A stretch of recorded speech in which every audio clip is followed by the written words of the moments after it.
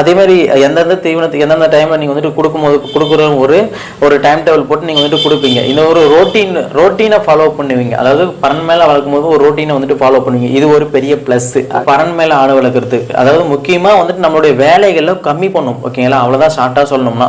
நம்மளுக்கு வந்துட்டு நிறைய ஸ்மார்ட்டாக வந்துட்டு மாற்றிக்க முடியும். நம்மளுக்கு தகுந்த மாதிரி வந்துட்டு பண்ணைகளை வந்துட்டு பார்த்தீங்கன்னா கஸ்டமைஸ் பண்ணிக்க முடியும். அதாவது இப்போ இந்த இடத்துல வந்துட்டு ஒரு பொட்டி, இந்த இடத்துல ஒரு தனியாக ஒரு ரூம் பண்ணோமா, ஜஸ்ட் அப்படியே ரூமை மேக் பண்ணிக்கலாம். அதில் வந்துட்டு ஒரு தனி கம்பார்ட்மெண்ட்டை ஏற்படுத்திக்கலாம். அதுக்கு தனியாக பைப் லைன் பண்ணோமா, ஈஸியாக நம்மளே மேக் பண்ணிக்கலாம். இப்போ அதுவே வந்துட்டு பார்த்தீங்கன்னா பரன்மல்ல அதுவே வந்து தரைமுறையில் இருக்கும்போது அந்த மாதிரிலாம் பண்ண முடியாது. ஓகே, நம்மளுடைய கம்ஃபர்ட் ஜோனை அதிகப்படுத்துறதுக்காக உருவாக்கப்பட்டது பரன்மேல் வளர்ப்பு. ஓகேங்களா, இதில் லாபம் இருக்கான்னு கேட்டால் கண்டிப்பாக லாபம் இருக்குது. ஓகேங்களா, அது எப்படி இருக்குங்கிறதுலாம் இப்போ அதுதான் சொல்கிறேன்ல, ப்ராப்பராக வந்துட்டு நீங்கள் மெயின்டைன் பண்ணணும்.